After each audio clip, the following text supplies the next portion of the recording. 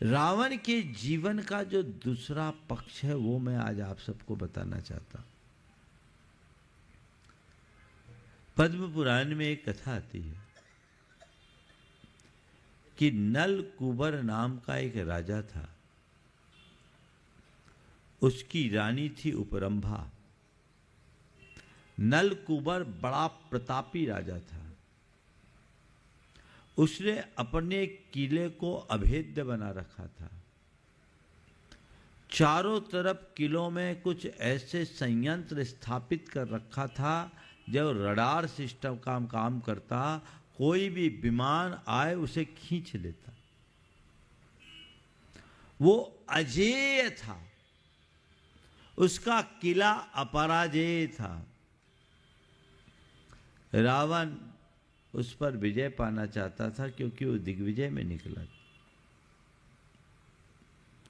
पर उसके किले में घुस पाना रावण के लिए असंभव सा था। बहुत हाई टेक्नोलॉजी थी उस समय की। इधर रावण नल कुबर की पत्नी उपरंभा रावण के गुणों में आसक्त हो गई। उसे पता चला कि रावण अपने पूरी सेना के साथ किले के बाहर पड़ाव डाले हुए है, तो वो और अधिक उतावली हो गई। वो पूरी तरह कामांध हो गई। उसका खाना पीना सब कुछ छूट गया।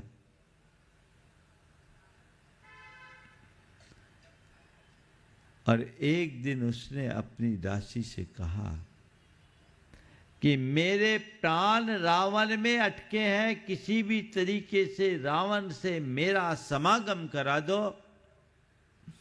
अन्यथा अब मेरा जीना मुश्किल है।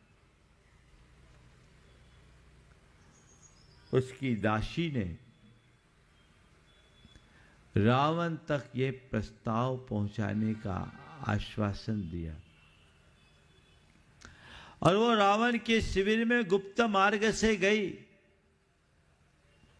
रावण के सामने ये प्रस्ताव रखा। जैसे ही रावण के कान में ये बात आई, उसने दोनों कानों में उंगलियां डाल दी। क्या प्रस्ताव लाए? मैं इसको कैसे स्वीकार कर सकता? एक पर परिणीता स्त्री को मैं कैसे अपना सकता हूं? कहते विभीषण वही थे। क्या भैया, इस समय हमें कूटनीति का प्रयोग करना चाहिए। उपरंभा को आने दीजिए ताकि अंदर प्रवेश का मार्ग जाना जा सके। रावण को एक पल नहीं लगी। उसने अपना पैतरा बदला, बोला ठीक है, अगर उसके प्राण मुझ में अटके तो ले आ। अब उपरंभा तो बावली हो रखी थी। वो सीधे रावण के पास आ गई और अपना मनोभाव प्रकट कर दी। रावण ने कहा ठीक, तुम्हारे मनोभावों को मैं पूरा करूंगा, पर ये कहाँ, जंगल के शिविर में कहाँ, टेंट के नीचे कहाँ? ये तो राजमहलों में ही अच्छा लगेगा।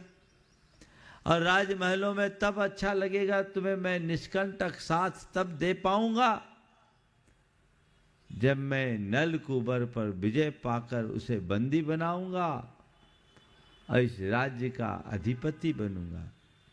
और वह भी तब संभव होगा जब मैं अंदर जाकर प्रवेश करूं। तो तुम पूरे नल कुबर के सीक्रेट्स मुझे बताओ। जब व्यक्ति के मन में आवेग छा जाता है तो विवेक खत्म हो जाता है। वो तो बावली हो रखी थी, उसे रावण दिख रहा था, वो वासना में उन्मत्त थी और उसने सारा भेद रावण को दे दिया।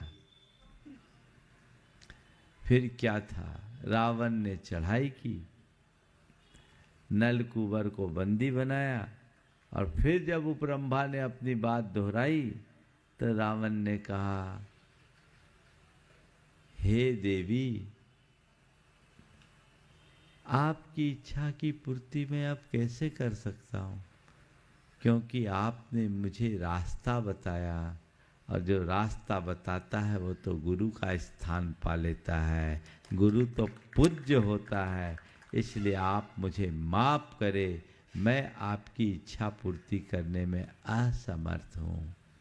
और फिर उसे समझाया कि नल कुंवर भी मेरे से जैसा बड़ा प्रतापी, गुणवान और बलिष्ठ राजा है, आप उसमें ही संतुष्ट होकर के रहें, मुझ में और उसमें कोई अंतर नहीं है। रावण जैसे आतताई व्यक्ति के अंदर भी ये गुण, हमने सुना है बहुत सारे चोर, लुटेरे और डकैतों के साथ भी ऐसा प्रसंग हुआ कि उन्होंने कभी पर नारी पर हाथ नहीं रखा। डकैती करने आए, डाका डालने भी आए, लेकिन स्त्रियों पर हाथ नहीं रखा, उनकी मर्यादा और आबरू को सुरक्षित रखा। मैं ये नहीं कहता कि चोर लुटेरे अच्छे थे, पर मैं उन काम लंपटों से अच्छा मानता हूं जिनकी कोई मर्यादा नहीं है। अपने जीवन में ऐसी ही मर्यादा घटित होनी चाहिए। जीवन को बेहतर बनाने का यही एक रास्ता है। तो जो उद्देश्य है, उस उद्देश्य से भरकर आप धर्म से नियंत्रित काम का आश्रय लीजिए, जिसमें मर्यादा हो और संयम हो। अनासक्ति के साथ जिए। हम काम हमारा लक्ष्य नहीं होना चाहिए, राम को अपना ध्येय बना करके चलना चाहिए, ताकि निष्काम होकर हम परम धाम तक पहुंच सके। ये दृष्टि जब अंतरंग में विकसित होगी तो हम सबका जीवन धन्य हो सकेगा। तो ये पुरुषार्थों की बात है, हमें इसे गंभीरता से अपनाना चाहिए, खुद के जीवन में भी और औरों के लिए भी प्रेरणा बनना चाहिए। आज किसी भी उम्र में और कोई भी अवस्था में इस तरह की विकृतियां देखने को मिलने लगी है, ये कतई उचित नहीं है। हमें इस पर पुनः गंभीरता से विचार करते हुए धर्म नियंत्रित अर्थ और काम का आश्रय लेना चाहिए। आज यहीं पर विराम लूँगा। जय जिनेंद्र। अगर आपको मेरी वीडियो अच्छी लगती है तो प्लीज़ मेरे चैनल को सब्सक्राइब करिए, लाइक करिए, शेयर करिए। इसी तरह से अपना प्यार मुझे देते रहिए।